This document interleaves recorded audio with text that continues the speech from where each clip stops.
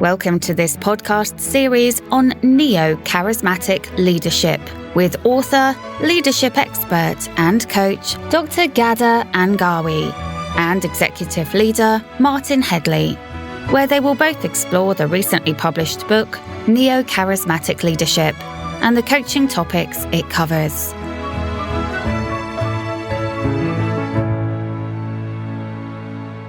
Hi, Happy New Year 2021 and welcome to the Neocharismatic Leadership podcast, where we are going to interview a unique new charismatic leader guest today.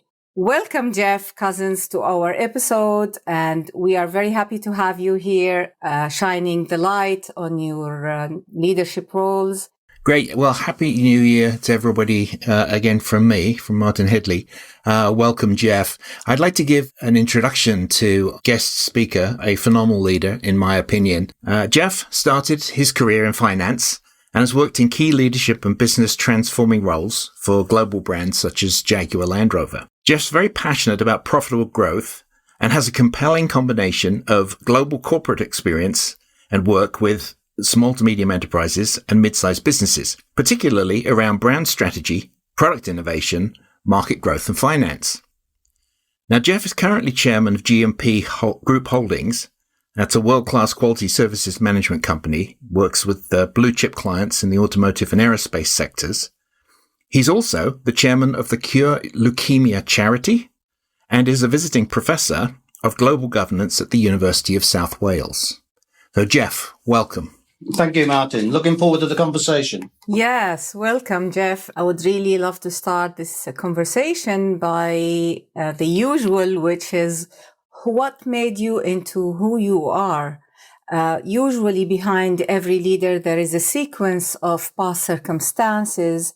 I would love to hear the story behind your success and who stood behind you. I've got a very interesting story.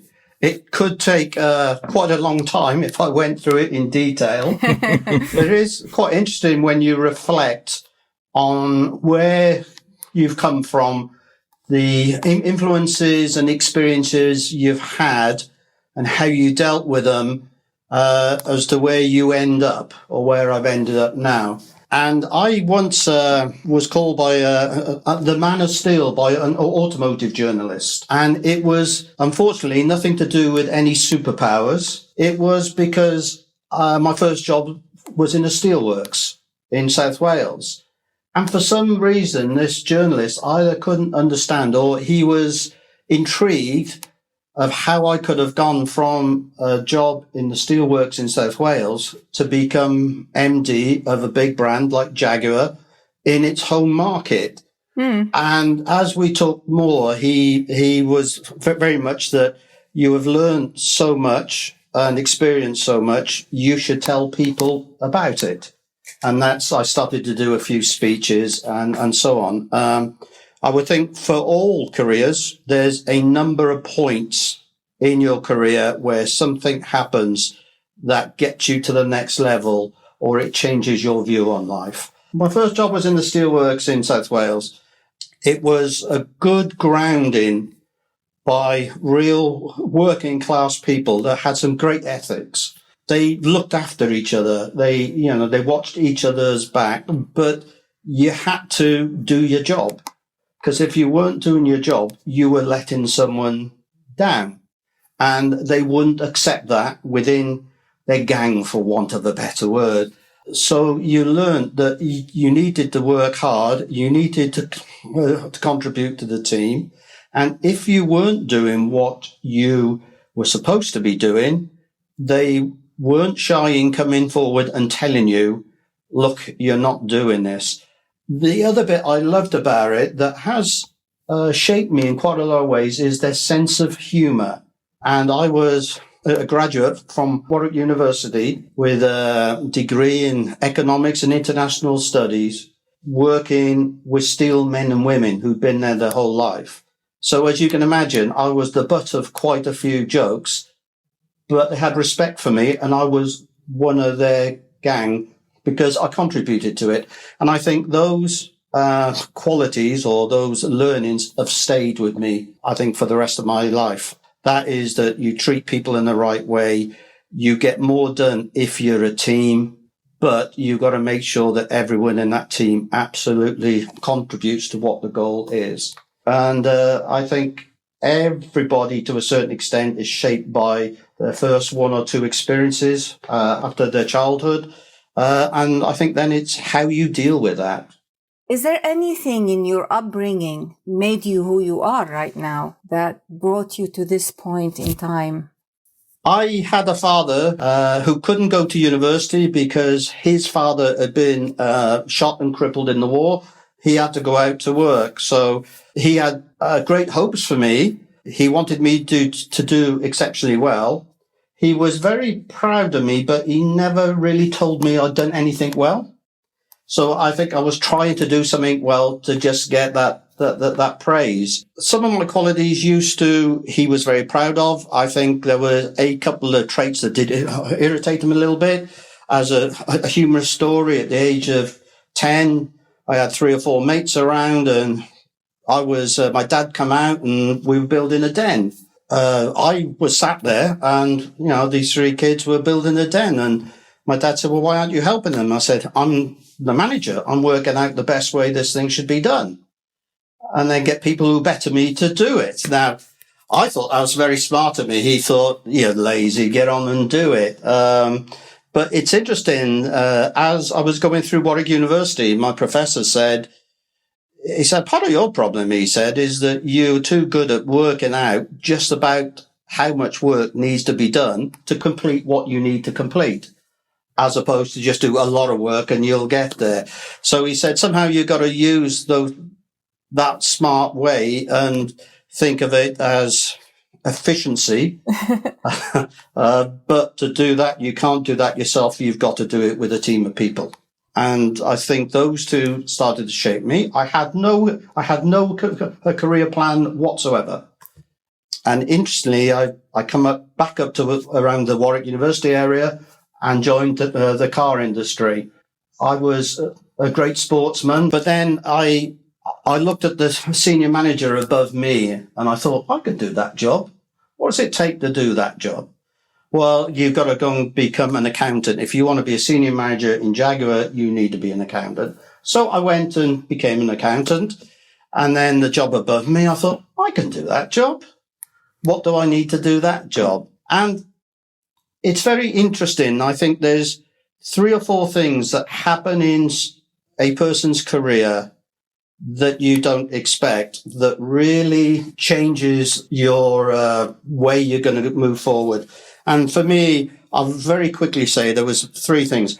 One is I was working in manufacturing finance and a job came up to be a senior manager. 4 of us went in for it. I didn't get it. Someone else got it. Then another job came up and 3 of us went in for it. I didn't get it. Another job came up about 6 months later, 2 of us in it. I didn't get it. And I thought, well, that's it. I'm finished with Jaguar. They don't, I'm going to leave. And then I got a call from the finance controller of the sales and marketing area, the commercial area. He said, come and work for me. Get out of the manufacturing finance, come into commercial finance. You'll travel and we will sponsor you to do your MBA at Warwick University. I went from, well, do I leave now because I'm not valued? But then part of me thought, well, 2 of those certainly were better at manufacturing finance than me, but one of them wasn't a qualified accountant. And I'd been told you need to be qualified to get to that level. So what does that say about the company? And then I thought, let's just, if nothing else, I'll have 12 months and I'll be able to visit Paris and Rome and Vienna and all these places doing price negotiations. So I went and joined that department, and that was the best thing I ever did. From what was going to be something I was going to leave, it became the best thing I ever did and shaped me incredibly differently for the future. That's interesting, Geoff. What I really like about the stories here, there are 2 essentials for leadership, which you've covered beautifully. The first one, of course, is that if you don't understand the daily lives of the individuals that you are leading, then you're really not going to get very far. when you talk about the working class men and women that sort of founded your understanding of the workplace, I think that's extremely important. And while it's quite possible these days for people to shoot through careers with great university degrees and things like that, you cannot ultimately be successful without bringing the frontline workers with you. And then secondly, also in terms of knowing yourself. Your story there about where you want to go and what opportunities are put in front of you and what opportunities you think you want to have may actually not be the obvious ones. And it really is important for a leader to give some serious thought to, am I just simply following a path because everybody follows that path, or am I really following a path that says, hey, this is me, right? Yeah. And I like two things as well. The story where you were 10 years old and you said, well, I'm the manager of that little team that was building the den. But you had a way of doing it that was smart and that brought you the results you needed. And this is what we tell people. It's not about how much work you put, it's how smart you do that work. I just wanted to say, this sort of brings us to the I think nicely brings us to the classic question is, how do you, Geoff, define leadership? What is your personal perspective on what it is? I think I have been on every executive leadership course I think Ford ever had, including a week at Duke University. There's so many different theories on what's a good leader, what's not, and what leadership. One of the first things I've ever thought about how I could say to myself that I have been a good leader is the ability to create a high-performing team. Now, I could say, yes, I'm a great leader because when I was MD of Jaguar, our market share went up significantly. Our sales went up significantly.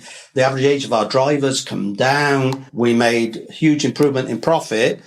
But I'm also conscious it's me saying I did that, I didn't that, and I didn't do that. I did it with a team. So for me, if you create a high performing team and you've got the right level of objectives and strategy, and you communicate that to the team, and that everyone in that team knows what their job is and how they contribute to the goals, I think you will naturally reach your goals. Of course, as long as you still look at the external environment, the risk and opportunities. But I think for me, there's leadership, there's the internal high-performing team, and there's the external risk and strategy management, looking at the outside and seeing what could impact your ability to reach your goals. What you've just described, we talk about high-performing teams and the 6 conditions, which is creating a common goal, having the right communication, having the right people, and also having the need for that team. And the other thing, the ability to sense the environment, the assessment, the high sensitivity to the environmental factors, the external and the internal. You focused on the external, which is important for that team to be able to function. Yes, I think the emphasis on the team here is extremely important because, some of our listeners are not in big organizations. In fact, some of them are in rather rural and remote parts of the world where they don't have anything like the facilities and the infrastructure that we're fortunate enough to have. But, if these individuals want to make a change where they live, the same thing is true. They're going to have to build a group around them that is willing to follow, has been communicated to well and believes in the vision, and then goes and gets others to help follow along in that vision. This is what makes change happen. And, it's very, very much required because there are so many problems around the world. We can't do this all with just huge organizations. So I love that idea of the team. Yeah, for me, Martin, there's 2 or 3 things. A team can be 2 people, 4 people, or 2,000 people. And I think the other way that I've managed to be successful is that I've had relationships and partnerships with individuals and other companies outside of my team because they frankly could help me get to market quicker. They could help me get to the decision makers I needed to get to quicker. But I also knew I had to do that for them at certain times. So for me, it is you build your own high performance team, but you want to build an ecosystem of influencers and people that are supporting you. As we went through the big transformation at Jaguar, I talked a lot about the Jaguar family, whether it was internal people, a dealer, a customer, a sports star that was doing some sponsorship for us. It was becoming part of a bigger Jaguar family. And I think you can do that. You don't need that many people to do a good thing if you're on the same page. Yeah. Me and Martin, we do leadership coaching groups outside your work context. And whatever you have just said about the importance of surrounding yourself with people from different perspectives, from different sectors, feeds into your leadership expertise in your own context. Yes. And it's certainly true that, a great leader helps the individuals in the in situ team build relationships, and it connects them with the outside world. So, they may actually be internally focused, which may be the right thing for them to do. But as long as they feel the leader is connecting them to the right people outside and is communicating to them who that should be, that's a very comforting feeling for somebody who's in the team. So that's great. Yeah, but the other thing I would say that it all sounds very easy when you say it quick, doesn't it? But it takes a lot of work and it's painful. And there's times you have to say to an individual or to a group of people, look, this is my bus. I'm driving. We are going this way for this reason. You have a very important job on this bus. But if you don't like this bus, then I'll help you get off this bus in a nice way. And I'm sure another bus will be along for you to go and work on. Mm-hmm. You have to do that. And like everyone else, I've had to exit people from an organization, which I don't like. Interestingly, one or two of them come back and thank me afterwards because they weren't enjoying their job. They knew they weren't doing a great job and actually found more satisfaction and greater reward from a job that they moved to. So we do all this good stuff, but sometimes you've got to say, look, I am the boss. We're doing it this way. This is the reason why. Let's just get on with it.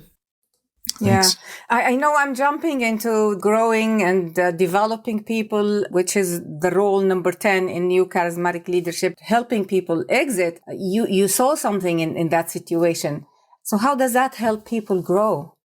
As a director or a manager or a supervisor, I think you have to decide how much you want to put into your people. I've worked at my time for senior managers and directors that will just employ yes people. It makes them feel good, and that's what they do. If I have good people working for me, then my department or my strategy or my job will be better because I got better people working for me. It's easy to say, I want people, the challenges the status quo. Now that's hard for the people to challenge the status quo. It's also hard for me as a leader to take someone saying, you're not doing this right. And some people can't take that. And at times you don't like being told you're not doing things right. So it is focusing on the end goal. And you also work out, you may be in a big office. You may be out on the shop floor, as it were. But when they're in a team or you're in a team, the rest of the team tends to know the strong points and the weak points of the people they're working with. They tend to know who's slacking and who's not slacking. So I think part of it for me is that you need to interact with your people, firstly and foremost, to understand what's going on, what their issues are. You then look at, well, how much do I really want to develop these people? And it's difficult at times because we're all human beings. And if you're not careful, you have a few favorites within the team. They're generally the people you can rely on. I know that person will get that job done. And if you're not careful, they become seen as favorites and the rest of the team starts to think, well, it's okay for them. They're just favorites. What about us? So it does take a lot of thought and concentration. And therefore you need to be willing to put in the effort to do a good job on it. Otherwise, don't do it. Otherwise, be the person in the office and it will be what it will be. The other thing I've seen is that, you've seen people have appraisals twice a year. You have the 360-degree process. And then at one company, it was, well, you need some development. Here's a list of training courses. Choose 2 or 3 to go on.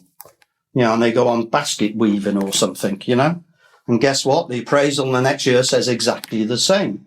So it's a lot of effort from you as a director, but you also need that similar level of effort from your HR department and from your mainstream directors who may not agree with you. So all I'm saying is that you have to spend the time. It takes a lot of time, and you do it properly or you don't do it. I chose to do it properly. Sometimes I would think, I'm spending so much time on this. Why am I doing it? But then I had more people promoted out of my area than any other area in Jaguar worldwide. And I'd have some people say, well, I don't understand you, Geoff. Your people are leaving. You have turnover 3 or 4 great people a year. And I said, yeah, but I got great people coming in. For me, it's a win-win. I got great people coming in because they see they're going to be developed and they will leave. I also got, if you will call, disciples of mine in other senior positions now that will influence their positions and therefore will be very useful for me when I want something done. So for me, it was win-win. But there was a lot of directors who thought I was a bit mad. And at times I thought I was a bit mad because it takes work. So I think you do it or you don't. Because if you don't do it properly, the people see through you straight away. And it goes back to the steelworks day. You'll be called out. It's all talk and no walk, Yeah, absolutely. It becomes a program. It's just another thing. It's just another corporate event going on. It's not really from the heart, is it? And people can tell that. I've been on both sides of that. I've known when it's not genuine and it's been pointed at me. But also I remember how hard it was, when I had a global organization of almost 5,000. You think, oh my God, I just can't reach everybody. Well, no, of course you can't reach everybody, but then you have to have your lieutenants able to reach their lieutenants, etc. And you just have to make that a culturally accepted norm in the organization that, development is important and we're going to take some time to look at it. So, it reminds me, we're talking to people around the world, of course, through this podcast series. And I think you've got some interesting stories, Geoff, about, how your leadership or at least how your learning changed perhaps as you started to go around to totally different cultures from what you were used to. Can you expand on that a little bit? Yeah, it's interesting that when I said I didn't get promoted in the manufacturing job and therefore I was disillusioned going to leave, and then this director said, well, come into the commercial world. And I went for to have a chat. It was an interview, but, it was a chat really, it wasn't an interview. And I said, well, what's the job? He says, well, the job is you have to agree with independent distributors, the price of the car each year and what price they're going to sell it for in the market, effectively. And at that time, most of the countries in the world, the sales companies weren't owned by Jaguar. They were independents. And because of the name Jaguar, they tended to be wealthy and they tended to have a lot of luxury brands and powerful people. And he said, we'll start with Europe. You'll have to go to Paris. You'll have to go to Rome. You have to go to The Hague. You have to go to Vienna. And you go there, you have a price negotiation. You agree it, you go out with them at night because they buy the cars from us and you move on the next day. And I thought, well, that's not a bad job, is it? That can't be that difficult, You've got your business plan, your budget. So you know what the cost of the new car is and what price you want. And it's quite fascinating. So I go out to my first one, which was France. So I went to Paris. I remember that the guy, unfortunately, has passed away. He was number 12 on the civil list in France. So if the top 11 died, he ran France. So he was a powerful person. And he had he lived on the Champs-Elysees and he was just a powerful person. So I went in there and I said, look, we've got this new car. It's wonderful. It's this. it's that, and so on. And this is the price. He lit up a cigar, blew smoke in my face, and said, I can't accept that price. My family would be out on the streets, he says from his office on the Champs-Elysees. How about this price? If I accept that price, I'll be sacked when I go back. And we must have talked for about 3 hours. And then he said, do you have to catch a flight home tonight? I said, no, I'm all right. I can stay. I know, we've been there for about 5 or 6 hours. He said, okay, it's time for dinner. I think your price is right, minus 10%. I'll sign up for that.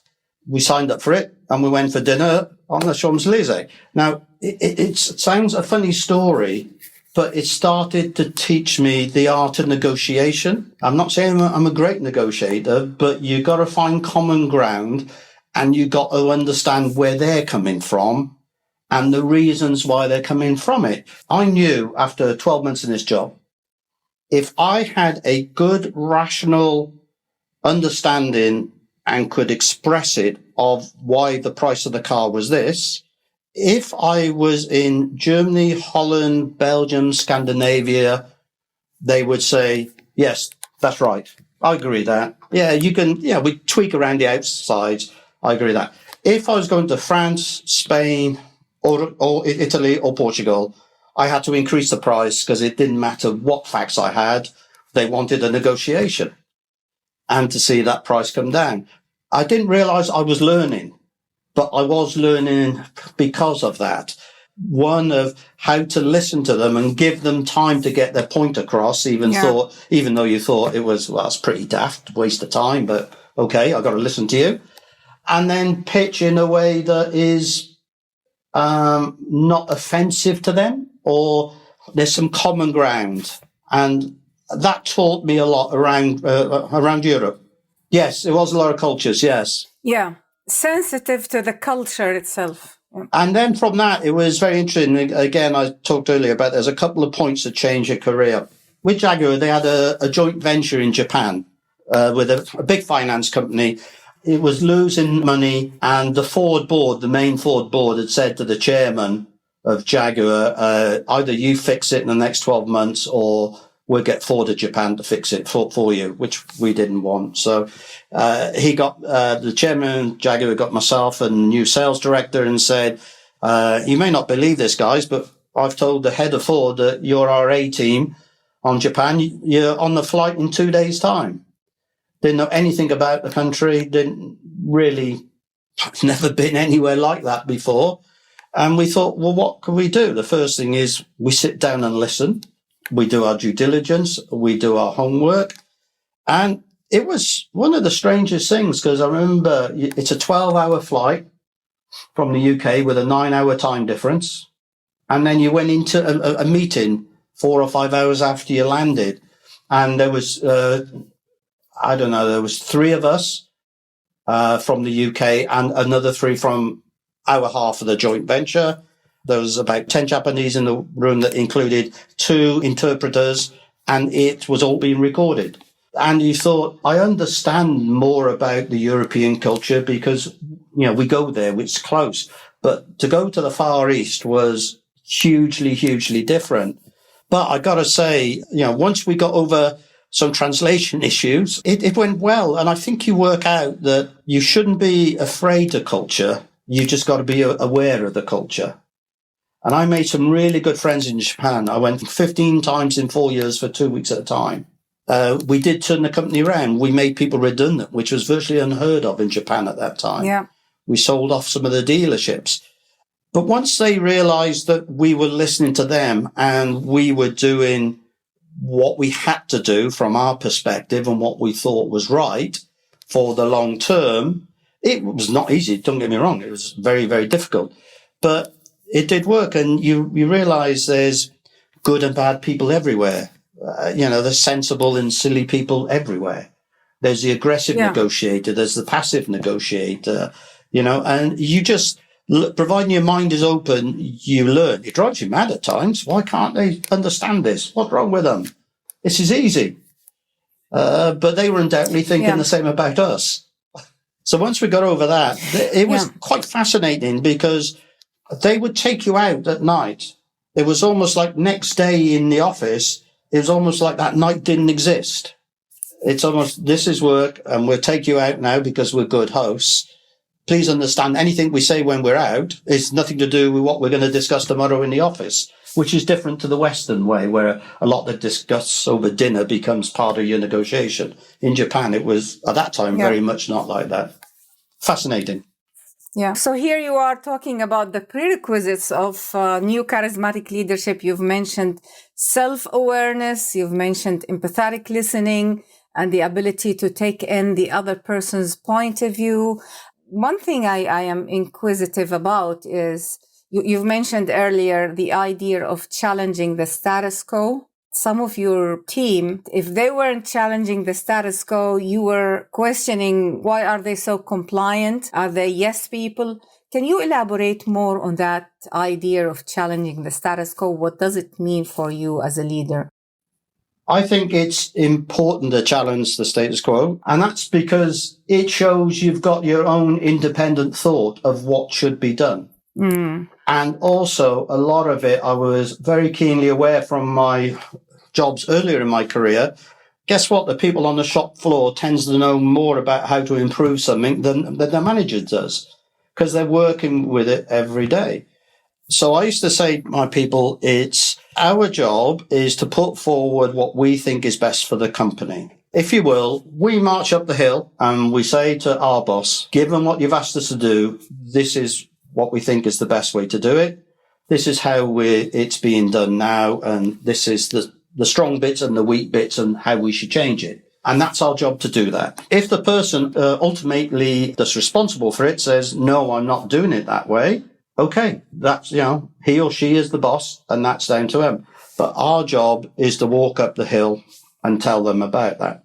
Now, to get your people to do that, they have to be confident that you will protect them or have their back or speak up for them. If they do that, they get shot down or someone says, no, we can't do that. We can't do that. It can work very much the other way, that someone comes up with a great idea, not to listen to whatsoever. They're not supported in a way. So guess what? You won't get any ideas from them again in the future. A lot of organizations I've seen, there's a lot of people that just keeps their heads, below being too visible or making decisions because of what they've experienced in the past. If I put this in a personal context, I worked for a while for a very talented American woman out of Ford Credit. She was head of Ford Credit and she came to be global MD of Jaguar and I was UK MD. She was tough. And of course, a lot of the men didn't like the fact that she was tough. And she had a bit of a temper, but she was a very caring, very hardworking woman. There was a lot of people that didn't like her or upset them. It was very interesting. Yeah, I went for one of my appraisals. And as soon as she asked me this question, I thought, God, how am I going to answer this? She said, there's something about you, Geoff. You say things to me that people don't think, yet you get away with it. I might shout a little bit now and again, but I listen to what you say. And you keep coming back and your people keep coming back with ideas. So what is it that's different, with our relationship as opposed to some of the others? And you think, well, how do you do this, And I said, well, look, you're an American out of Michigan, or she was originally from Pittsburgh. And I said, look, there's times where we think what you say is not right and the way you deal with people is not right. Most of the times you are really very, very good. But the most important thing that all of my directors will say is they know you will support them. I said, you're a bit like the 7th Cavalry of old. Sometimes you come over the hill before we ask you to. Sometimes you come over the hill and shoot everyone, including us. But you come over that hill. You come over the hill to support us. And if you do that, then we can forgive a lot of things. And therefore, we're not afraid to challenge the status quo and to make recommendations because we know at the end of the day, you will support us. You may tell us off in private, but you will support us. And so for me, it's that level of support you give people is what will drive them to then challenge the status quo. Yeah. So have you challenged the status quo and took a personal risk that you learned from and you share it with us? Because of the success of Jaguar Japan, I was on the fast track development with Ford. So one of the Ford directors rang me and said, I'd like you to come on a 2-year secondment to Dearborn, to Detroit. Because of my personal circumstances, I didn't want to do that. So I said, no, it's just not the right time for me. And then they come back and asked another 3 or 4 months later. And I said, it's still not the right time for me. And it was, okay, if you don't want to come, you don't want to come. But you've got to realize that is going to hurt your future. You've not taken this. And one person even said, well, you will never be a director as long as Ford owns Jaguar within finance at the time. And you think, oh, it is what it is. What can you do?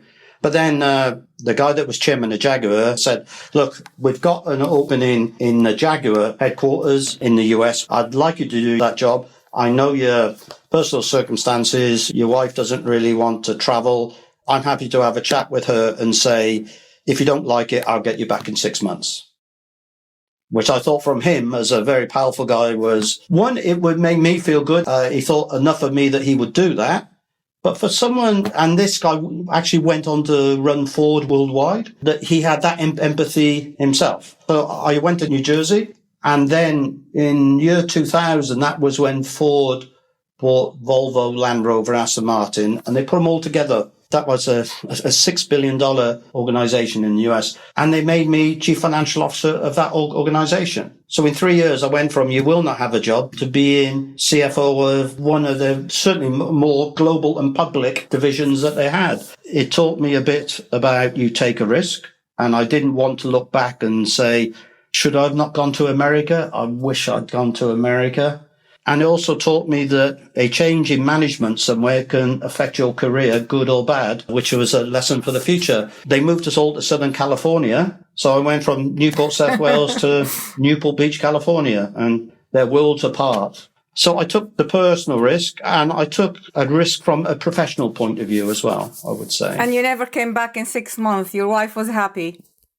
Well, yeah, she didn't want to go to New Jersey, then she didn't want to go to California, and then she didn't want to come back to England. Yeah, that's great. So, Geoff, with all of these, the competing needs and strategies that you get faced with, literally month by month through an executive career, have there been any times where you've had to make a decision that possibly would have gone against your very being? Something just didn't seem to be right to you. Has that ever happened? And how did you approach that? Yeah, I think we all make decisions that, in hindsight, seem wonderful, whether they went right or not so good or wrong. I think there's very few, I don't know, in my experience, there's right and there's wrong, but most are, towards the middle. Could you have done better with something? And for me, it was as much about actually two real things that's ingrained in me is that when you decide what you're going to do, you got to act with decisiveness and speed. But before you act with decisiveness and speed, you actually need to prioritize what you're going to do.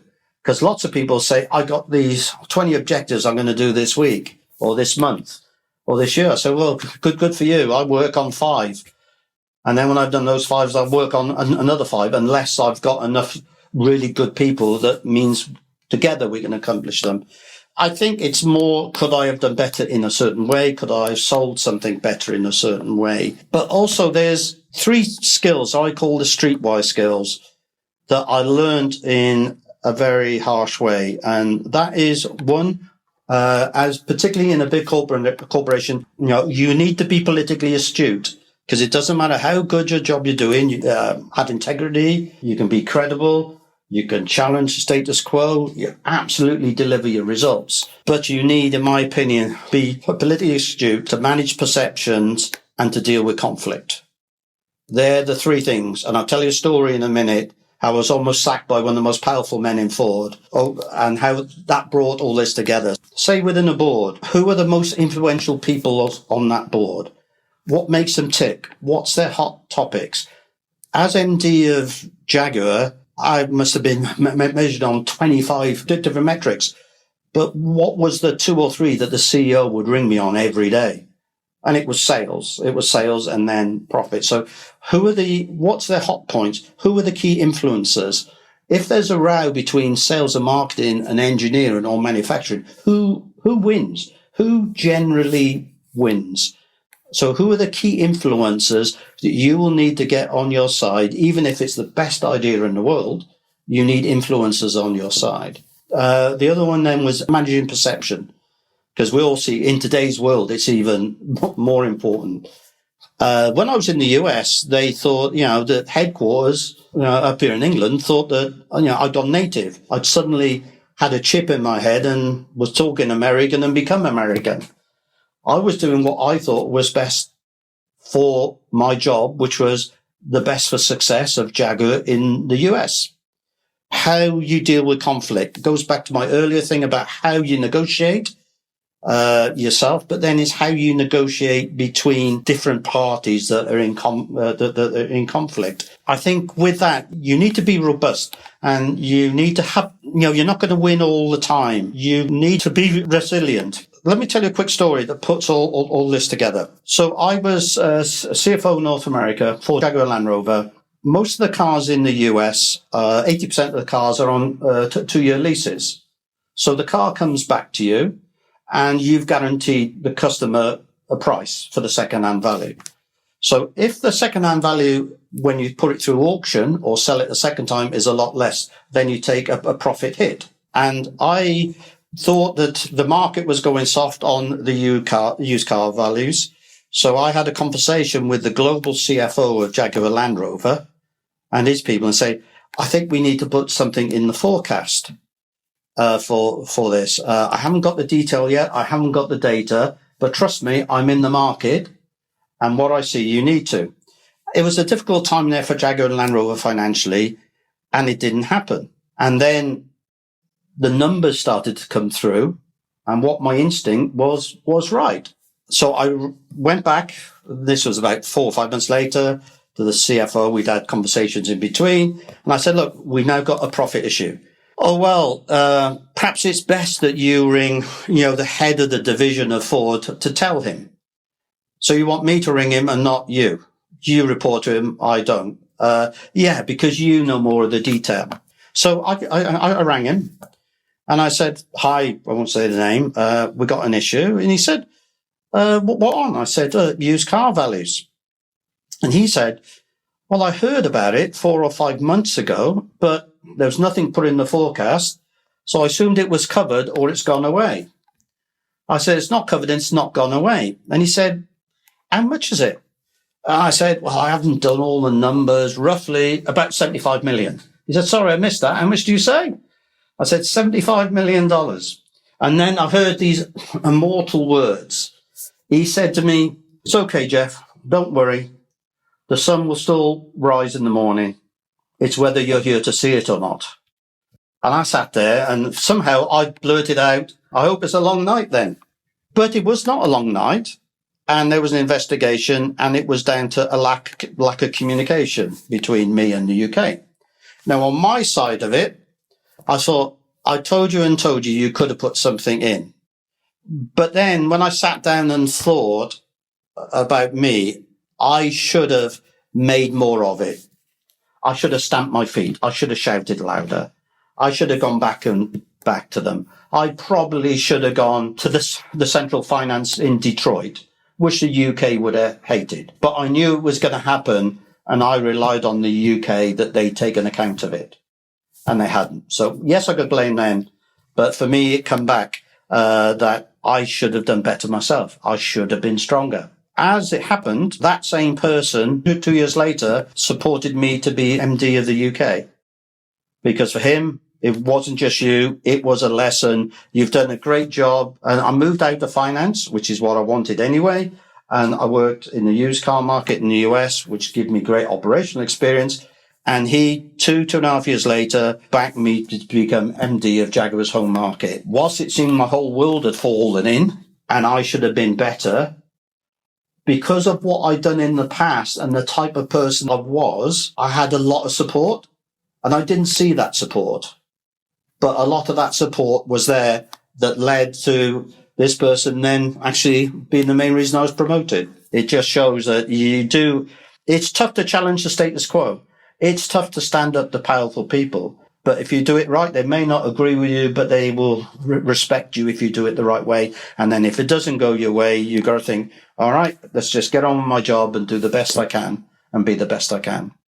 I think this has been a great story to end this episode, to begin the year 2021 by telling our listeners how important it is to be authentic, to be before all these titles, to be your own self, and to come from an altruistic, ethical point of view. Really, really thankful for you. Appreciate you taking the time and being with us here today. And Happy New Year. Thank you. I've enjoyed it. And the same to you. Yes, thank you very much, Geoff. Indeed. Happy New Year. Garda and Martin, hope you enjoyed this episode. There is more information available at neocharismaticleadership.org. And if you would like to discuss coaching or training for yourself or your team, you can contact Garda and Martin through the website. We look forward to your participation next week. Until then, goodbye.